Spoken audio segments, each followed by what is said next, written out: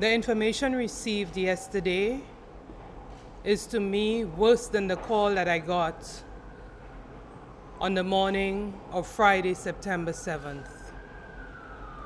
To have my son smeared in such a way, I think shows that there are persons who are really nasty, who are really dirty, and are going to cover up for the devil, Amber Guyger. So far, my family and I have only been asking for a fair hearing for my son.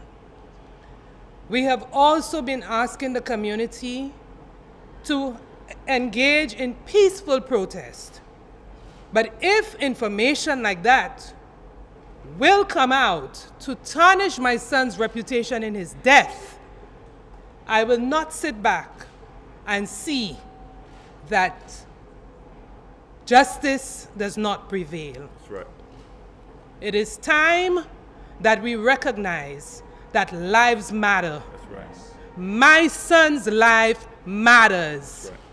At 26 years old, he had done so much. So if you extrapolate what he could have done, had he reached my age, then you would have seen how much I have lost. So I'm calling on the Dallas officials, whether it be the DA's office, I don't know the Dallas system, but whoever it is, please come clean. Give me justice for my son, because he does not deserve what he got. Thank you. If you truly are sorry, I know I can speak for myself. I forgive you. And I know if you go to God and ask him, he will forgive you.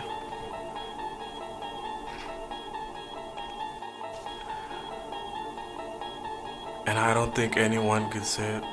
Again, I'm speaking for myself, not even bad for my family. But I love you just like anyone else. And I'm not gonna say I hope you rot and die just like my brother did, but I personally want the best for you. And I wasn't gonna ever say this in front of my family or anyone, but I don't even want you to go to jail. I want the best for you, because I know that's exactly what both of them would want you to do. And the best would be give your life to Christ. Again, I love you as a person, and I don't wish anything bad on you.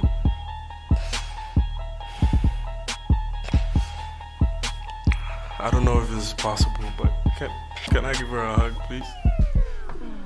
You're moving into a dimension of mind. Please? You're moving into a dimension of mind. Yes. You're moving into a dimension of mind. You're moving into a dimension of mind.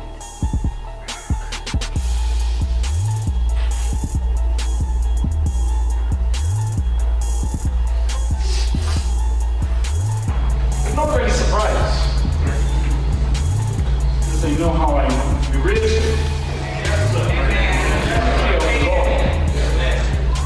And I think the Holy Spirit is working. I'd like to become a friend at some point in time. I think I have the ability to do it. I can be a friend. And I would like to be a friend despite my loss. But God is good. That's why I make questions. So I appreciate what Brad did. In as much, there are consequences for every action. Forgiveness for us as Christians is a healing for us. But like my husband said, there are consequences. I will leave my forgiveness to Amber to myself. This is Elan Jones. Welcome to my channel if you're new. What's up to my subscribers? I hope you're having a good week. Today I want to get into the Guyger case. I want to give my 2 cents on why I think this case was so damn weird and overall what I think about it. So I'm going to be touching on some sensitive topics. I'm going to talk about religion, as we know that's a big part of this case, the role of nationality and ethnicity, personality types, family dynamics, disorders, and other things that I touch on a lot on this channel. So let's get into it. So first, before I get into anything else, I want to remind people that this family is Caribbean. They are not ADOS, they are not Black American. And how they handled this case is reflecting on Black Americans, as we know. And this isn't the first time this has happened. I spoke about this in the past. Usually it's hard to know or tell who is native Black or foreign, but in this case, we know the family's background. And I think that how this family handled this entire case is more representative of Caribbean Blacks and their relationship with the church and religion and white people than the so-called post-traumatic slave syndrome of Black Americans and how we can't get it together as a people. We're not all Black, we're all brown, but we're from different places and we have different culture, and that is okay. I think a distinction needs to be made, because would anyone want the actions of someone else reflecting on them all the time? That's not very fair. Foreign Blacks feel the exact same way. They will make a distinction between them and who they are and their culture and that of Black Americans. And they're very overt about it. But for whatever reason, Black Americans feel like they have to be overly PC. They have to overlook everything. They have to be kumbaya. We can coexist harmoniously. I don't have a problem with that. But you can't just assume my identity, and you can't, what you do can't reflect on me. Like I said, it's just not fair. So the bailiff and the judge were Black American, I think, and I'm gonna get into them later because they had their thing too, right? But at least that represents what my people are going through as my people, you know? Anyway, so I consider this whole thing like a play, and the family, the judge, the bailiff, Guyger, the witnesses, the jury, they're all characters in this play, and I want to get into this cast. This was a very, very interesting case. It was a theatrical case. So I'm going to start with the brother, 18-year-old Brant. I'm paying attention to Brant's speech. I'm paying attention to the way he looks. I'm paying attention to what he did and what he said. Now, I think that we can agree that Brant is odd, all right? But we can't quite put our finger on it, but he's odd. I've seen people saying he's gay. I saw a couple of people say he's slow. But these people who actually spoke about his oddness were in the minority. So from the bat, I knew something was off. And I believe that Brant has symptoms of what I have seen before, something that I am familiar with, and that is high-functioning autism. High-functioning autism is more prevalent than anyone thinks. Anyone. Some of you listening right now have close friends on the autism spectrum, whether they were diagnosed or not. They're on the spectrum. You could be on the spectrum. This is how prevalent it is. Studies done on autism aren't the most accurate. Really, really accurate information, honest information about autism and what people with it go through, and the caretakers of those who have it, what they go through. You're not going to find the most honest data or information. Autism is whitewashed. And I talked about this in a past video. It was very brief. But anyway, It's whitewashed because it's something that mainly white people have. All right, this is all going to sound controversial as heck because Black people aren't that familiar with autism. They're not that informed about it. There's a lack of awareness about autism in Black communities, generally. So it may seem like this far removed thing, like, I don't know, Down syndrome or something that, some far removed disorder that you know nothing about, but really, no. Your IT guy could be on the spectrum. Your engineer, construction worker, teacher, your accountant, your doctor. These are all people who can have this. I mean, less construction workers. But these are all people who are on the spectrum, and these are careers that people on the spectrum gravitate to, and they're really good at because of the way that their brain works. I broke down IQ and how different sides of the brain works, the left and the right side, and people who function primarily with the left side of their brains, left brain dominant people, a lot of them are on the spectrum, the higher functioning end. But again, because of the lack of awareness, you may never know. So back to Brant. Brant had an odd manner of speech, an odd way of speaking. The things that he was saying was kind of odd. Brant, for instance, he said something like, I don't hate you, Amber Guyger. I wouldn't wish for you to rot and die like my brother did. I hope you rot and die. That's something Just that's like really odd. I don't know if but anyone caught that, but who would say that? That's extremely morbid. Personally want the and best that's for not you. something that a neurotypical would really say. Neurotypicals are people who don't have autism. So that sounds like something that someone on the spectrum would say. And people who are on the autism spectrum, they have pedantic speech. They have very literal speech. They interpret things literally. They have very blunt speech. They're very blunt. They wouldn't have a problem saying something like that. Rot and die like my brother did. Like, whoa, you know? People on the spectrum also lack empathy, right? So what Brant did is being recognized nationally as an act of grace. But I beg to differ. I believe that the hug and the forgiveness, these things were not an act of grace, but an odd/inappropriate gesture from an autist and a demonstration of feigned empathy, which he learned or otherwise got from the religious ideology that he's been inculcated with. Now, one thing about people on the spectrum and religion, most people on the spectrum are atheists or agnostic, but they are mainly atheists. Why don't they believe in God? They don't believe that God exists because God can't be proven to them. There's no hard evidence of God's existence. God is a spiritual entity. Can't really prove his existence.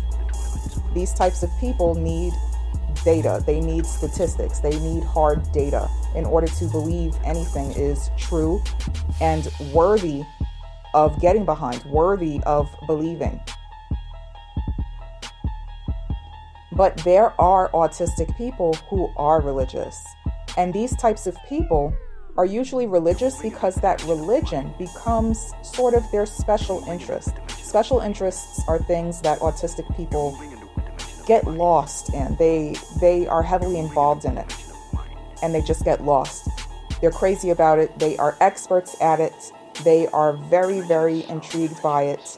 And it's a special activity that they feel most competent doing. They're experts at it. For some people, it can be playing video games. It could be video games. For some people, it could be trains. For some people, it can be an exotic bird species. You know, it's usually these things for boys, autistic boys. And for some, it's religion. And from my experience, Catholicism seems to be the religion, which is a Christian denomination. Catholicism seems to be the religion that autists gravitate towards, because I think it's very special interest worthy. It has lots of different rules and traditions, and these are things that autistic people appreciate. And there are a lot of subdivisions of the main belief system. You know, there's a lot of divisions within Catholicism. It's almost endless. There's so much to learn. There's so much out there. There's so much obscure literature and things like that. And that is very attractive to the autist. In my past video, I mentioned how left brain dominant people only know things that they were taught. They are education dependent people. So they need to be taught something or read something out of a book. They can't intuitively come up with their own ideas or believe in something. It needs to be taught to them. They need to essentially be taught what to believe, these types of people. So this religion teaches them morality.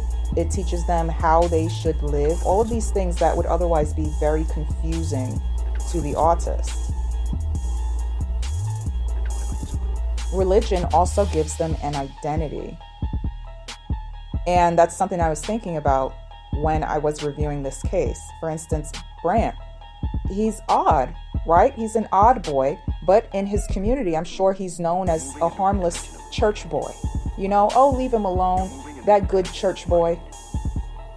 And that's something that's needed in the Black community, because the Black community does not have any tolerance for anyone who is not like everyone else. So if you stand out, things could get really dangerous for you. It could get really bad for you.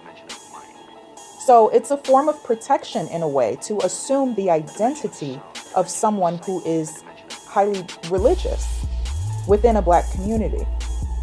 It's also a part of the culture of Black people too. And I know I'm grouping us all together right now because I'm talking about Caribbean Blacks, or this family rather. And, I just said there needed to be a distinction, but I think it's safe to say American Blacks are the same way. Religion is a part of our culture. Christianity is a part of our culture. And it's kind of a cultural tradition to be religious, just like your grandparents were, and your parents and your great-grandparents and things like that. Something that is just a part of your culture. So again, I think Brant is on the spectrum. Is there something wrong with that? No. But it explains the odd behavior. It explains this odd gesture. He was taught that this is what you were supposed to do. And listen, my opinion here doesn't vary much from what other people are saying about Black people being brainwashed by religion. I'm agreeing with everybody. Moving on, his father, okay? One thing about autism. Autism is 4 times more prevalent in boys than girls. Don't know why. Autism tends to be passed down from father to sons. Skips over the daughter. Don't know why. It doesn't always skip over the daughter, but it usually does. And something that is very common, something that you'll see within a family with autistic family members in it, dad has autism, high functioning autism. If he has a whole family and stuff, he must be high functioning. Okay, he could be the IT guy, really good at his job, make good money, able to take care of a family, and socially functions well enough to get a woman. All right, so dad could be on the autism spectrum, and he could give the autism to his children. They could either come out with high functioning autism, which is above, I can't really remember, but they have very high IQ. I'd say maybe 120 and above. And low functioning autism would be on the lower end of the IQ spectrum. So, 70 is mental retardation. So, 70 and below? I don't know. But anyway, Yes, he could give birth to high functioning autistic kids or low functioning autistic kids. So sometimes he has the mild form of it, but then the whole family just has these kids with like full blown autism, where the children can't speak and whatnot. So anyway, then you have the daughter. She might come out neurotypical, and the mom is usually neurotypical. I don't want to go all around the world here. I want to try to not make this too long, but usually the mom is the only neurotypical in the family, though. That happens very often, and I'm getting those vibes from this family. A part of parenting someone who is on the spectrum and being the spouse of someone who is on the spectrum, you need to save them constantly. You need to cover for them for their behavior, their inappropriate behavior. So the father, I was paying attention to him, his mannerisms and his speech and whatnot also, and he's smiling constantly. He said the whole thing about being friends with Amber Guyger. He was also giving me spectrum vibes. Okay, I think that the mom here, I don't know the sister's deal, I don't have enough information, but I think that the mom here is the only neurotypical in the picture. And you can tell from the last clip that I have on here, based on what she said about forgiveness, keeping that to herself without disrespecting her son and her husband. She's saying that I would not do what they did. I'm not as willy-nilly as they are about forgiveness. Now, I mentioned people on the spectrum lacking empathy, and you can kind of see that here with the dad and the son. And it seems like, no, I saw them crying. I know that they loved, they're both of them. I know that they love their brother. Yes, of course they love them, but these people literally don't have a capacity for empathy. That type of person could be willy-nilly about a white woman killing their family member. They would be less impacted by that emotionally than someone who is neurotypical. That is what I'm trying to say, which would be the mom. The mom is the one who is most upset about this. The mom is the one that has what I observe to be the most natural and normal behavior. So this family, who may be riddled with autism, is reflecting on the entire Black community. And again, I just don't think that it's fair. And again, I said maybe. So moving on, the other players, the other actors in this play, the judge and the bailiff, who I think may be Black American. Now, the judge with her religious stuff, that's inappropriate, right? She did a few inappropriate things. First of all, I was looking at the way that she dresses. I've spoken about this in the past when I talked about people who I now refer to as attention whores. I'm not trying to waste any time. Being PC. An attention whore is an attention whore.